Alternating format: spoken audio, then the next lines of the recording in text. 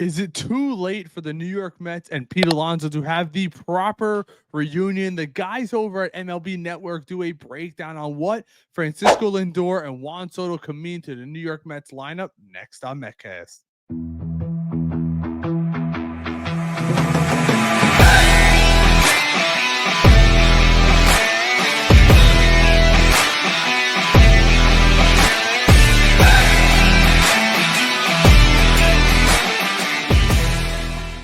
Welcome back to MetCast, friends. As always, I am Rain. If you're enjoying this content, I just ask you to like and subscribe to this channel, but let's get right into it. The question has now been given by the people over at WFAN who sometimes like to stir things up, but the real question asked today is Pete Alonso and the New York Mets relationship repairable? And better yet, is Pete Alonso's relationship with the New York fans repairable? Now, if you're asking me, I'm one of those fans. I don't care. I don't care about the banter with the contract negotiation. Once Pete's a Met, he's a part of the family. We had this years ago. Remember with Jesse Winker trolling fans, the waving goodbye, all that nonsense. We put that in the past. We forgot all about it once he became a New York Met. And I expect the same thing will happen with Pete Alonso with that reunion with the New York Mets. But Sal Licata had some interesting comments when it came to WFAN. Let's take a look. I think at this point, too much damage has been done, and I think it would be a mistake for both sides to bring Pete back. I know what's going to happen. They're going to bring Pete back, and the Met fans are going to be excited. We got our guy back, blah, blah, blah, blah, blah. Ignoring a lot of facts here that can lead to a bad relationship where the Mets may want him, but they don't really want him. He may want to be back, but he doesn't really want to be back. He had no other options. The Mets don't have a better option at this particular point. And not to mention Pete Alonso in his proven years, the last couple years, has done nothing. I don't believe that the Mets bringing Pete Alonso back is good for either party. I could not disagree more with Sal Licata here, and I'll tell you why. For the Mets, it can't be bad because it's going to be a short-term contract. Supposedly the structure is already there in regard to the 3-year contract. And if I'm the New York Mets, I give him maybe a front-loaded contract where he gets a couple extra $1 million up front, almost an incentive to opt into free agency next year. And you have a lot of options at that point. Vladimir Guerrero Jr. until signed otherwise. And also, let's not forget Ryan Clifford, who's a part of many top 100s throughout MLB, is about to be ready to come up to the major league level. Now, it's definitely not going to be this year. It might not even be the following year, but the following year after that. So I'm okay with Alonso on a short-term contract. I couldn't disagree more. I think it actually hurts Pete Alonso when we're really thinking about it. He came into this offseason, denied the 7-year contract, not going to get that kind of money, expected to get 200 plus. I also think a part of it right now is Scott Boras is sitting there licking his wounds. He promised Pete the world, and once again, and it's not the first time and it won't be the last, he's disappointed these players. I think Scott Boras might even be scared of getting that reputation of being that agent who promises the absolute world and underdelivers more than not. So if you're not an elite tier free agent, the Blake Snells, the Juan Sotos, you probably don't want to sign with him. Alonso had it right the first time. He should have stayed with his agent out of Florida. Instead, he got greedy, declined the 7-year contract, and now he's looking at a guy like Scott Boras who promised him the world, and he's not going to get it. So I'm of the opposite opinion. Let me know what you guys think in the comments. Do you think it's not beneficial to bring up Alonso back right now? I 100% do.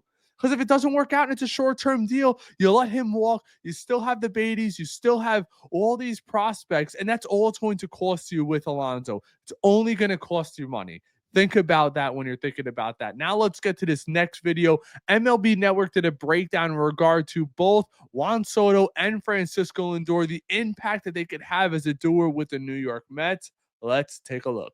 Season when things really started to turn around for them. It was late May, and just before that, they made the move with Francisco Lindor moving to the top of the lineup. And depending on how the rest of this offseason plays out, guys, I think there's a pretty good chance that the first 4 in this Mets lineup. Look at how insane that is. Since May, we all know the bad start Lindor got off to. 304. That slugging percentage, the WAR 7.1, that is insane. Insane. And now you're adding probably his protection. If everything goes well, you bring Alonso back. You might have Lindor, Soto, Vientos, Alonso. Having Soto behind him in the lineup's only going to get him more pitches to hit. Is as good as anybody in baseball. You see Lindor's numbers from May 21st on. Top 5 in the National League across the board, was hitting just 193 going into that stretch. Obviously, we know he's had a great career, but a vintage Lindor season over the last 4 months or so of 2024. Obviously, the big addition behind him, guys, Juan Soto only cost $765 million. Every year, though, a metronome, 400-plus on-base percentage in his first 7. Look at those names he's with. Ted Williams, Wade Boggs, Frank Thomas. Wow. Seasons. It's only happened 5 times.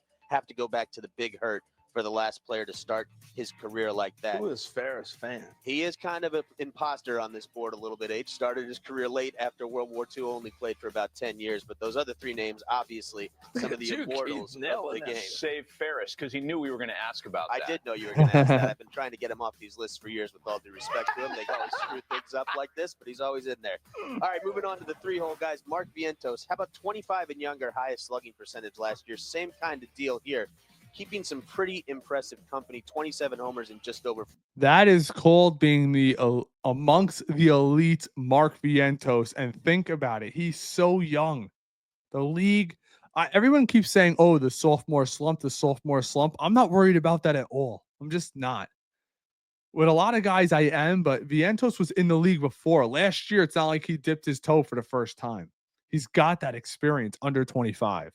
400 at-bats, actually a better home run rate than Pete Alonso last season. But obviously, guys, that's the last question here for the Mets. Maybe not the last question, but the biggest question is Pete coming back? And I feel like, guys, with the way the market's going for him and the way he ended last season, it seems like with every passing day, there's more and more likely that he goes back to New York. And you look at his numbers since he debuted in 2019, only Judge has more home runs. Nobody has more runs batted in. So you put those 4 together at the top of the lineup, Lindor, Soto, Vientos, and Alonso. Yep. That's going to be tough to top in terms of a foursome hitting back-to-back. Now in the rotation, a couple pieces coming back here. Re-signed Sean Manaea, Kodai Senga, easy. Damn, you look at that starting rotation there. Dylan Cease or Michael King completely changes everything. Literally everything. Add one more pitcher. Come on, David. Just do it. I want to feel really good about this offseason. I know a lot of people got on me in the comments about it's not about winning the offseason, right? And I understand that. But when I look around the National League East, and that's what I'm worried about, I've been preaching that all offseason. I'm not looking at the Dodgers because we need to get there first. The Phillies are standing still. The Braves are pretty much standing still. It's our time to capitalize. You brought in Soto. The cherry on top would be adding a Dylan Cease or a Michael King type to the top of this rotation. That could make you favorites. I saw the projections come out today. The Mets are projected to win 89 games.